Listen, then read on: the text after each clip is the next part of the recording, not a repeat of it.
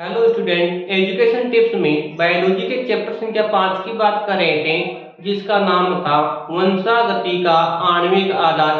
तो आज अपन देखेंगे भाग नंबर 2 की। ये जो चैप्टर है वो 6 नंबर का चैप्टर है, जिसमें एक तो लॉन्ग क्वेश्चन आएगा जो 4 नंबर का आएगा और 2 शॉर्ट क्वेश्चन आएंगे वो 1-1 नंबर के आएंगे। तो हम बात कर रहे हैं भाई इंपॉर्टेंट क्वेश्चनों की। तो आज का जो हमारा इंपॉर्टेंट जो क्वेश्चन है वो भाई देखो, तो पहला क्वेश्चन है टीएमवी होता है। क्वेश्चन है टीएमवी होता है। तो ध्यान, टीएमवी का पूरा नाम क्या होता है? तो ध्यान, तंबाकू मोजेक वायरस। टीएमवी है, इसका जो पूरा नाम होता है वो तंबाकू मोजेक वायरस होता है। टीएमवी होता है क्या भाई? विषाणु। क्या होता है भाई? विषाणु। क्या होता है भाई? विषाणु। अपन बात करें कि टीएमवी है उसमें अनुवांशिक पदार्थ कौन सा होता है? टीएमवी है इसमें अनुवांशिक पदार्थ कौन सा होता है? तो ध्यान ना, आरएनए। टीएमवी है उसमें जो अनुवांशिक पदार्थ होता है वो आरएनए। टीएमवी के अलावा यदि बात करें बैक्टीरियोफेज की, बैक्टीरियोफेज की बात करें तो बैक्टीरियोफेज होता है उसमें भी अनुवांशिक पदार्थ कौन सा होता है भाई? आरएनए। उसमें भी कौन सा होता है भाई? अनुवांशिक पदार्थ आरएनए होता है। तो क्वेश्चन था टीएमवी होता है तो क्या होता है भाई? विषाणु। क्या होता है भाई? विषाणु। क्वेश्चन पूछ ले टीएमवी का पूरा नाम क्या है? तो तंबाकू मोजेक वायरस होता है। या क्वेश्चन पूछा भाई टीएमवी में अनुवांशिक पदार्थ होता है, तो ध्यान ना, आरएनए। क्या होता है भाई? आरएनए। यदि टीएमवी न पूछ कर क्या पूछे भाई? बैक्टीरियोफेज पूछे तो बैक्टीरियोफेज में अनुवांशिक पदार्थ कौन सा होता है? आरएनए। कौन सा होता है भाई? आरएनए। तो पहला क्वेश्चन था टीएमवी होता है तो किसमें होता है भाई? विषाणु में होता है। ठीक है, पहला क्वेश्चन। दूसरा है डीएनए में नाइट्रोजन सार होते हैं। क्वेश्चन नंबर 2 है डीएनए में नाइट्रोजन सार होते हैं। तो डीएनए फुल फॉर्म क्या होती है? डीऑक्सी राइबोन्यूक्लिक अम्ल। डीएनए का पूरा नाम क्या होता है? डीऑक्सी राइबोन्यूक्लिक अम्ल होता है। तो डीएनए है उसमें जो नाइट्रोजन सार होते हैं वो कितने होते हैं भाई? 4 होते हैं। 4 कौन कौन से होते हैं? एडेनिन यानी ए, ग्वानिन जी, साइटोसिन सी और एक होता है भाई थाइमिन। ठीक है, तो डीएनए में जो नाइट्रोजन सार होते हैं वो कितने होते हैं भाई? 4 होते हैं। एडेनिन, ग्वानिन, साइटोसिन और कौन सा? थाइमिन। यदि डीएनए तो किसमें भाई? डीएनए में। किसमें भाई? डीएनए। यदि बात करें आरएनए में तो आरएनए में नाइट्रोजन सार कितने होते हैं भाई? 4 होते हैं। 4 में से एडेनिन, ग्वानिन और साइटोसिन तो समान होता है, लेकिन जो थाइमिन होता है, टी होता है, उसके साथ कौन आ जाता भाई? यूरेसिल। कौन आ जाता भाई? यूरेसिल में यू आ जाता है। कौन आ जाता भाई? यू। तो ये भी जानना कि आरएनए में भी कितने प्रकार के भाई? 4 प्रकार के नाइट्रोजन सार पाए जाते हैं, जिसमें कौन सा भाई? थाइमिन की जगह कौन आ जाता भाई? यूरेसिल आ जाता है। यदि इसके मध्य बॉन्ड की बात करें तो ए हमेशा किसके साथ में? टी के साथ में जुड़ता है डबल बॉन्ड के द्वारा, और जी हमेशा सी के द्वारा जुड़ता है ट्रिपल बॉन्ड के माध्यम से। तो क्वेश्चन था डीएनए में नाइट्रोजन सार होते हैं। तो कितना हो गया भाई? 4। डीएनए है उस डीएनए में नाइट्रोजन सार कितने होते हैं भाई? 4 होते हैं। डीएनए का पूरा नाम क्या होता है? डीऑक्सी राइबोन्यूक्लिक अम्ल होता है। अब 4 प्रकार के कौन कौन से होते हैं? एडेनिन, ग्वानिन, साइटोसिन और कौन सा होता है भाई? थाइमिन। बॉन्डिंग की अगर बात करें तो ए और टी के मध्य डबल बॉन्ड होता है, जी और सी के मध्य कौन सा होता है भाई? Triple bond. यदि क्वेश्चन पूछता है कि डीएनए में कौन सी शर्करा पाई जाती है? शर्करा, तो ध्यान रखना, डीऑक्सी राइबोज शर्करा पाई जाती है। डीएनए में जो शर्करा होती है वो डीऑक्सी राइबोज होती है, लेकिन क्वेश्चन पूछा भाई आरएनए में कौन सी शर्करा होती है? तो ध्यान रखना, राइबोज शर्करा होती है। कौन सी शर्करा होती है भाई?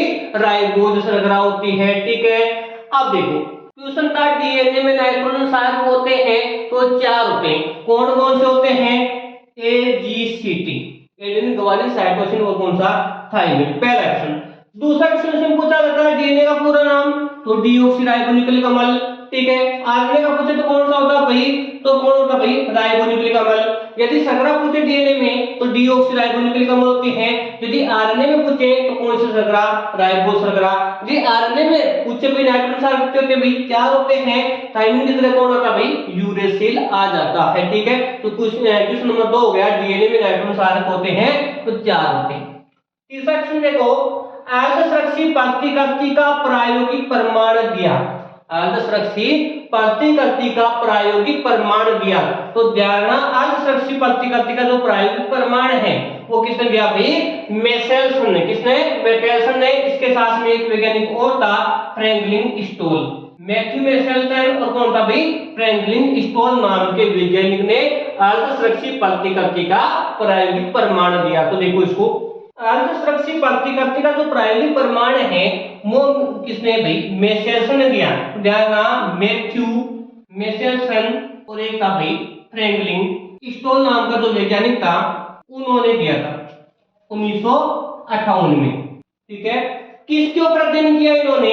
जो इकोलाई जीवाणु होता है, इकोलाई जीवाणु, उसके ऊपर इन्होंने क्या किया भाई? प्रयोग किया। इन्होंने क्या किया कि जो इकोलाई जीवाणु है उसके ऊपर तो प्रयोग किया। इसमें क्या लिया? एक तो बाहरी समस्थानिक, बाहरी समस्थानिक, और बाहरी समस्थानिक कौन सा था भाई? N15, और N15 को बोलते हैं भाई NH4Cl, जिसका नाम होता है भाई अमोनियम क्लोराइड। अमोनियम क्लोराइड इन्होंने इकोलाई जीवाणु पर प्रयोग किया, और बाहरी समस्थानिक यानी N15, जिसको बोलते हैं भाई अमोनियम क्लोराइड यानी NH4। तो NH4 है, उसमें क्या किया? उसने संवर्धित करवाया। क्या करवाया भाई? संवर्धित करवाया। कई पीरियड होता है, उसके बाद में इसमें क्या हो गया कि समांगीकृत हो जाता है। कुछ समय बाद में क्या होता है? उसमें समांगीकृत कौन हो जाता है भाई? जो इकोलाई जीवाणु है, उस इकोलाई जीवाणु में जो N15 उसमें क्या होता है भाई? समांगीकृत हो जाता है। इसमें भाई इकोलाई जीवाणु में N15 समांगीकृत हो जाता है।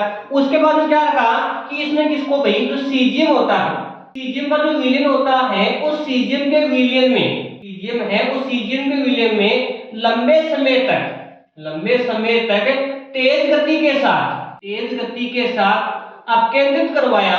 तेज गति के साथ उसको अपकेंद्रित करवाया, और अपकेंद्रित करवाने से वो वहां से क्या हो जाता भाई? अलग हो जाता है। तो ध्यान, किस विलयन में रखा? सीजियम के विलयन में, और सीजियम के विलयन में रखने के बाद में उसको लंबे समय तक तेज गति से उसको अपकेंद्रित करवाया, जिसके कारण वो वहां से क्या हो गया भाई? पृथक्कृत हो गया। उसके बाद में क्या होता है कि एक माध्यम और होता है, वो होता भाई N14। ठीक है, N14 होता है, उसके ऊपर भी उसने क्या करवाया भाई? संवर्धन करवाया। और किस प्रकार का होता भाई? हल्का रेडियो एक्टिव। कौन सा होता भाई? हल्का रेडियो एक्टिव। N14 होता है वो हल्का रेडियो एक्टिव होता है। उसके ऊपर भी क्या करवाई उन्होंने? क्रिया करवाई। ठीक है, तो उसमें लिखा था कितने मिनट करवाई क्रिया? लगभग 20 मिनट। कितने मिनट तक प्रयास करा भाई? लगभग 20 मिनट तक। उसके बाद उसने क्या किया कि जो N14 होता है वो N15 की तुलना में क्या होता भाई? हल्का। N14 होता है वो N15 की तुलना में क्या होता भाई? हल्का होता है। क्या होता भाई? हल्का होता है। तो ये बात किसने बताई थी? मैथ्यू मेसेल्सन नाम के वैज्ञानिक ने। तो क्वेश्चन था कि अर्धसुरक्षित प्रतिकृति का प्रायोगिक प्रमाण किसने दिया? तो मैथ्यू मेसेल्सन और फ्रैंकलिन स्टोल नाम के वैज्ञानिक ने 1958 में दिया। पहला प्रश्न। दूसरा, किसके ऊपर प्रयोग किया? तो इकोलाई जीवाणु के ऊपर प्रयोग किया। किस माध्यम पर का? तो हमने कहा भाई N जो 15 होता है, पहले तो कौन सा बोलते भाई? इसको अमोनियम क्लोराइड बोलते हैं, यानी NH4Cl। उसमें क्या करवाया? संवर्धित करवाया। संवर्धित होने के बाद उसमें क्या होता है भाई? समांगीकृत हो जाता है। उसके बाद में उसको सीजियम के विलयन में लंबे समय तक उसको रखा। उसके बाद उसको अपकेंद्रित करवाया। अपकेंद्रित करवाने के बाद वो वहां से क्या हो गया? अलग हो जाता है। फिर उसने क्या किया कि जो N14 जो विलयन है उसके ऊपर भी क्या करवाई भी क्रिया? N14 वाला जो माध्यम है उसके ऊपर भी इन्होंने क्या करवाई?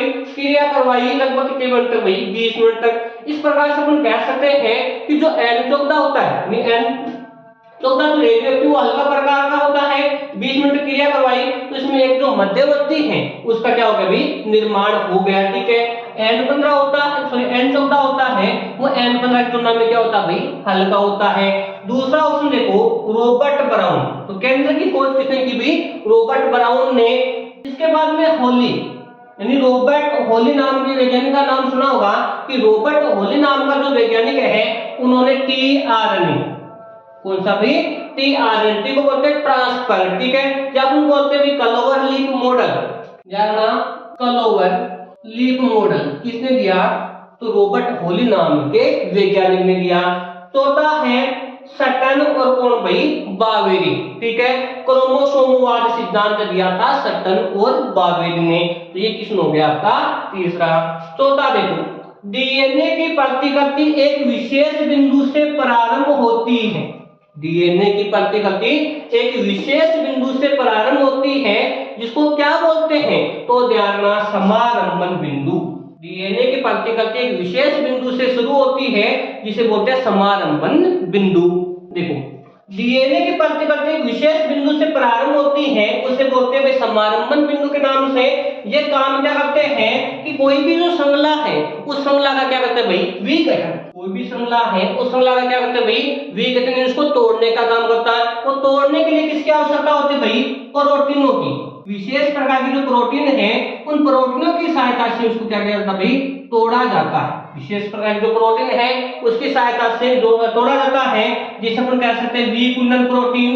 विकुंडन प्रोटीन, अस्थायी कारक प्रोटीन, अस्थायी कारक प्रोटीन। इसके अलावा DNA gyrase, DNA gyrase protein. इन्हें जो प्रोटीन है, उन प्रोटीनों की सहायता से उसको क्या किया जाता है भाई, तोड़ा जाता है। ठीक है, तो क्वेश्चन था डीएनए की प्रतिकृति एक विशेष बिंदु से प्रारंभ होती है, जिसे बोलते हैं समारंभन बिंदु के नाम से जानते हैं। वो समारंभन बिंदु में क्या होता है, इसमें कोई भी डीएनए की जो श्रृंखला होती है, कोई भी डीएनए की श्रृंखला होती है, उसका सबसे पहले विघटन किया जाता है। और विघटन किया जाता है तो किसकी सहायता से भाई, प्रोटीनों की आवश्यकता होती है। प्रोटीन कौन कौन सी होती है भाई, विकुंडन प्रोटीन है, इसके अलावा अस्थायी कारक प्रोटीन है, डीएनए गायरेज वगैरह। ठीक है, ये सारी के सारे जो प्रोटीन है, उसकी सहायता से उसका विघटन किया जाता है। अब देखते हैं अगले वीडियो में।